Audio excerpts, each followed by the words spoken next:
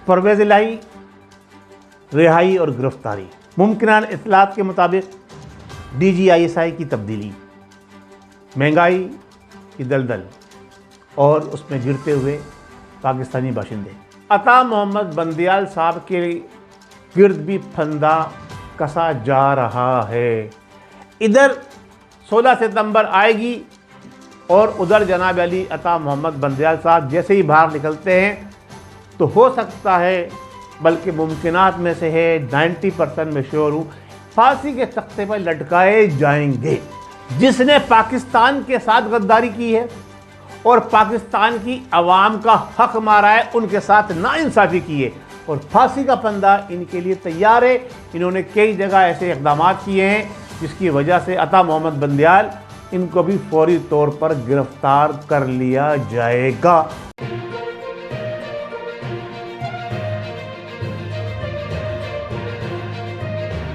नाज़रीन, मैं आपका मेज़बान अहमद सदर कुरैशी और आपके लिए आपका प्रोग्राम लेकर आया हूँ जिसका उन्वान है आपके सामने। आइए अल्लाह के बाबरकत नाम से अपने प्रोग्राम का आगाज़ करते हैं। औज़ु बिल्लाहि मिनश शैतानिर रजीम, बिस्मिल्लाहिर रहमानिर रहीम, व रफ़अना लका ज़िक्रक, सदक़ल्लाहुल अज़ीम। नाज़रीन, सबसे पहले आज मैं आपसे गुजारिश करूँगा कि मेरे चैनल को सब्सक्राइब भी करें और जितनी मुमकिनात हो अपने कमेंट से भी आगाह करें और अपने दोस्तों में शेयर करें। मेरी कोशिश ये है कि मैं अपनी आवाम को हकीकत हाल से आगाही दिलाता रहूँ।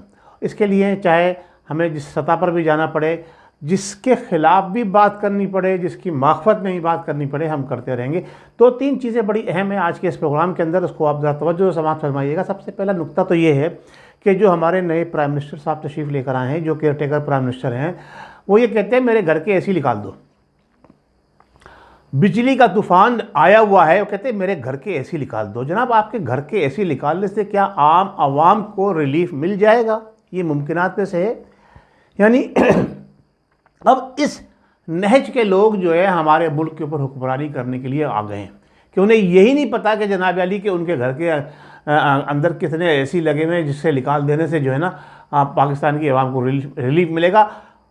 प्रैक्टिकली काम करने के लिए कोई तैयार नहीं है। अगर प्राइम मिनिस्टर साहब जो आए हैं उनको अगर कोई ऐलान ही करना था आवाम को रिलीफ देने के लिए, तो उनको सबसे पहले ये करना चाहिए था कि जितने भी सरकारी दफातर हैं वहाँ के सारे पावर कनेक्शन कटवा देने चाहिए थे कि जिसके ज़रिए जो है AC चलते हैं तो कोई बात थी। असम्बली हाल जो है उसका इलेक्ट्रिसिटी बंद कर दें फॉर द टाइम बीइंग, जब तक केयर टेकर हुकूमत है। सब अपने अपने घरों में, अपने अपने दफ्तरों में, ज़ाती दफ्तरों में बैठकर जो है हुकूमत का काम चलाएं और वहाँ जो हज़ारों की नहीं बल्कि लाखों की तादाद में इलेक्ट्रिक यूनिट इस्तेमाल होते हैं उस पर कंट्रोल किया जाए। नाज़रीन, इससे बढ़कर दूसरी बात यह है कि जितने भी हमारे वफाकी वज़ीर हैं या सूबाई वज़ीर हैं या वज़ीर आला नामज़द किए गए हैं फॉर द टाइम भी, इन सब को ये चाहिए कि ये कहें जी मुल्क की सूरत हाल बहुत ख़राब है, हम फ्री ऑफ कॉस्ट जो है कौम की खिदमत करेंगे, हम कोई तनख्वाह नहीं लेंगे, कोई इमरात नहीं लेंगे, कोई प्रोटोकॉल नहीं लेंगे, हम अपनी खदमात पेश करने के लिए आए हैं, मुल्क को संवारने के लिए आए, हमें कुछ नहीं चाहिए, तो फिर बात बनती है। अब आगे हम चलते हैं। इमरान रियाज साहब की जो एक मारूफ एंकर थे वो अरसे दराज से जो है जनाब अली लापता हैं, यानी उनको भी अब गिनती शुरू हो गई, ट्रिपल फिगर के अंदर आ गए। 100 दिन मुकम्मल हो गए उनकी लापता होने को, 100 दिन मुकम्मल हो गए। इसी तरह से एक तहरीक चली थी जमात इस्लामी ने चलाई थी कि आफिया सिद्दीकी की जनाब अली रिहाई कराई जाए और उसको जनाब अली 101 दिन हो गए, 200 दिन हो गए, 500 दिन हो गए, फिर वो दिन हज़ारों में बढ़ते चले गए और अभी तक आफिया सिद्दीकी को रिहाई नहीं दिलाई गई। नाज़रीन, जहाँ तक बात यह है कि लेफ्टिनेंट जनरल शाहिद इम्तियाज़ का नाम आया है, वल्लाह आलम बिस्सबाब अभी फ़ाइनल हुआ है या नहीं हुआ है, वो उन्होंने DGISI का चार्ज संभाला। मैं आपको पहले से इतला दे रहा हूँ, नदीम अंजुम साहब को जो है वो अब वो कहाँ लेके जाएंगे ये अल्लाह बेहतर जानता है क्या मामला थे। अब आज की जो सबसे अहम खबर जो मैंने शुरू में आपको ब्रेक की कि चौधरी परवेज़ इलाही साहब को रिहाई दिलाई गई और उसके बाद फिर उन्हें फौरी तौर पर दोबारा MPO के तहत गिरफ़्तार कर लिया गया, जबकि लतीफ़ खोसा साहब जो इमरान खान साहब के वकील हैं और बड़े माने वकील हैं, वो भी उनके साथ उस वक़्त मौजूद थे और परवेज़ इलाही को फिर दोबारा से इस्लामाबाद से जनाब अली गिरफ़्तार करके जनाब अली उनको जो है अटक जेल पहुंचा दिया गया। नाज़रीन, ये सिलसिला सब चलता रहेगा, मामला होते रहेंगे। एक तरफ इलेक्शन कमीशन जिसकी ज़िम्मेदारी है कि जनाब इलेक्शन 90 दिन में कराए जाए, हुकूमत तहलील होने के बाद उसने 30 नवंबर तक का टाइम मांग लिया है नई हल्का बंदियों के लिए। और बड़ा मज़ाखेज़ बात यह है कि 30 नवंबर तक नई हल्का बंदियाँ कंप्लीट की जाएंगी और उसके बाद फिर क्या होगा, सियासी जमातें, मजहबी जमातें जो इलेक्शन कमीशन की हल्का बंदियों पे एतराज़ात दाखिल करेंगी, फिर उसके जनाब अली केस चलेगा, फिर उनकी सेटलमेंट होगी। तो मैंने तो आपको पहले ही कहा, इलेक्शन तो पाकिस्तान में होते नज़र आ ही नहीं रहे। ये मौजूदा हुकूमत जो बनी है, जो केयर टेकर हुकूमत है, ये कम से कम 2 साल तक चलाएगी गाड़ी इसी तरह से। कभी कुछ होगा, कभी कुछ होगा, कभी जंग छिड़ेगी, कभी हालात ख़राब होंगे, कभी मार कुटाई होगी। इसका मकसद सिर्फ इस पाकिस्तान को डीमोरलाइज करना है और कुछ नहीं है। इसलिए ये हुकूमत बनी है जो कि जो लोग इस वक्त मुल्क की बागडोर संभाले हुए हैं वो माजी में कहीं किसी भी जगह बड़े अच्छे कारकर्दगी के हवाले से नज़र नहीं आए। हाँ, उनके ख़िलाफ़ केसेस हर जगह मौजूद हैं, नैब में भी मौजूद हैं, अदालतों में मौजूद हैं। यानी करप्शन से लदे हुए लोगों को एक बार फिर इख्तिदार सौंप दिया गया है। नाज़रीन, अवाम जो है वो बदहाली का शिकार इस तरह से है कि अब अवाम के सब्र का पैमाना लबरेज हो चुका है। अब किसी भी वक्त ये आतिशफिशा फटने वाला है और जब ये आतिशफिशा फटेगा तो इसकी चिंगारियां जो फैलेंगी वो उन लोगों को खाकस्तर कर देंगी जो खाकी वर्दी के अंदर हैं। और मेरी खाकी वर्दी से मुराद हमारे इदारों के ज़िम्मेदारान हैं, ना कि हमारे इदारों के वर्कर्स। देखें, इदारों के अंदर कई सतह के लोग होते हैं। एक रंगरूट होते हैं, फिर दूसरे हमारे सरहदों की ऊपर हिफाजत करते हैं, जो जिनकी वजह से हम रात दिन सुकून से नींद सोते हैं, और उनकी अज़मत को मैं हमेशा सलाम पेश करता आया हूँ। लेकिन जो काली भेड़े हैं उसके अंदर चंद, जिनकी वजह से हमारा निज़ाम सारा बिगड़ा हुआ है, जिनकी अय्याशियों की वजह से उनके ऊपर अब आवाम का नज़ला बहुत जल्द गिरने वाला है। मैंने पहले भी आपको बताया था कि जब हुकूमत इमरान नियाज़ी साहब की थी कि ये हुकूमत अपना टेनवर मुकम्मल नहीं करेगी, वैसा ही हुआ। फिर मैंने बताया कि जनाब अली ये जो हुकूमत आने वाली है PDM की, ये भी ज़लील ख्वार होगी, और वही हुआ, ज़लील ख्वार हुई।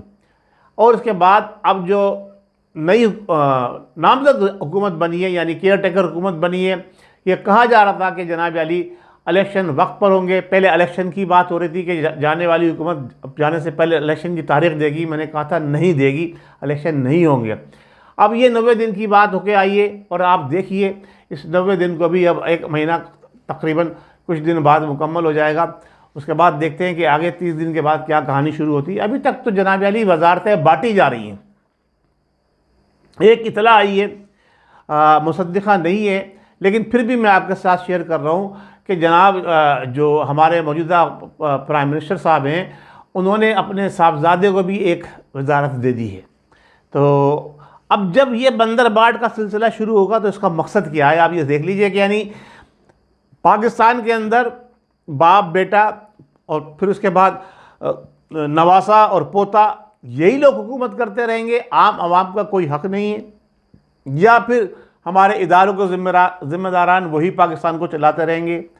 आवाम इस वक्त जिस नहज पर पहुंच चुकी है, जो बदहाली हो रही है, अब मैं ये मेरे मुंह में खाक जो मैं कहने जा रहा हूँ, सूरत हाल जो है वो कंबोडिया, वियतनाम, श्रीलंका इससे भी ज़्यादा अबतर होगी अगर आवाम रोडों पर भरपूर अंदाज में निकल आई। और उसके बाद फिर आवाम ये नहीं देखेगी कि ये हमारे मुहाफ़िज़ हैं, ये जनाब अली जिनकी वजह से हम चैन की नींद सोते हैं, आवाम सबको मुजरिम समझेगी, क्योंकि उनके बड़ों के इशारों के ऊपर आवाम पर जुल्म ढाए जाते हैं। सूरत हाल ये है कि कोई भी एक आम शहरी अपनी आवाज़ बुलंद नहीं कर सकता, इदारों के ज़िम्मेदारों के ख़िलाफ़ उसको उठा लिया जाता है, उसको गायब कर दिया जाता है, और उसकी मिसाल आपके सामने इमरान रियाज जैसी मौजूद है। नाज़रीन, मैं आज एक बार फिर इस्तदा कर रहा हूँ हमारे इदारों के ज़िम्मेदारान से और ख़ास तौर से अदलिया के ज़िम्मेदारान से। एक बात रह गई अदलिया के हवाले से, बहुत अहम बात थी जो मैं आज शेयर करना चाहता था, तो उसको मैं कहूँगा कि हाईलाइट बनाए, अच्छी सुर्खी बनाए कि अता मोहम्मद बंदियाल साहब के गिर्द भी फंदा कसा जा रहा है। इधर 16 सितंबर आएगी और उधर जनाब अली अता मोहम्मद बंदियाल साहब जैसे ही बाहर निकलते हैं तो हो सकता है, बल्कि मुमकिनात में से है, 90% में श्योर हूँ, इनको भी फौरी तौर पर गिरफ्तार कर लिया जाएगा और फांसी का फंदा इनके लिए तैयार है। इन्होंने कई जगह ऐसे इक़दाम किए हैं जिसकी वजह से अता मोहम्मद बंदियाल फांसी के तख्ते पर लटकाए जाएंगे। ये आज की एक ब्रेकिंग न्यूज़ थी, तो इसको मैं कहूँगा हमारे एडिटर साहब को कि इसको फ्रंट पर लेकर आएँ। नाज़रीन, बात सिर्फ ये नहीं है कि अता मोहम्मद बंदियाल को फांसी के फंदे पर लटकाया जाएगा। मैं ये कहता हूँ हर वो शख्स जिसने पाकिस्तान के साथ गद्दारी की है और पाकिस्तान की अवाम का हक मारा है, उनके साथ नाइंसाफ़ी की है, फांसी का फंदा उसकी गर्दन में होना चाहिए। यही मुझे उम्मीद है जनरल आसिम मुनीर साहब से कि वो जिस मकसद के लिए आए हैं, आवाम को रिलीफ दिलाने के लिए, अपना मकसद को टारगेट करें और सियासी जमातों के लोगों से बचकर उस रास्ते पे चलें कि जिस रास्ते पे चलकर अल्लाह और उसके अहकामात की पैरवी करते हुए उन्होंने जनाब अली कुरान मजीद फ़ुरक़ान हमीद को अपने सीने में हिफ्ज़ किया, उससे जो है रोशनी हासिल करें और पाकिस्तान की आवाम की भलाई के लिए अहकामात जारी करें, फ़ैसले करें और मजबूर करें उन लोगों को। जिस तरह से इक़्तिदार में आप ज़बरदस्ती लोगों को लाके बैठा देते हैं, इस तरह अब उन लोगों को मजबूर करें कि वो ऐसे फ़ैसले करें जिससे आवाम को रिलीफ मिले। पाकिस्तान जिंदाबाद।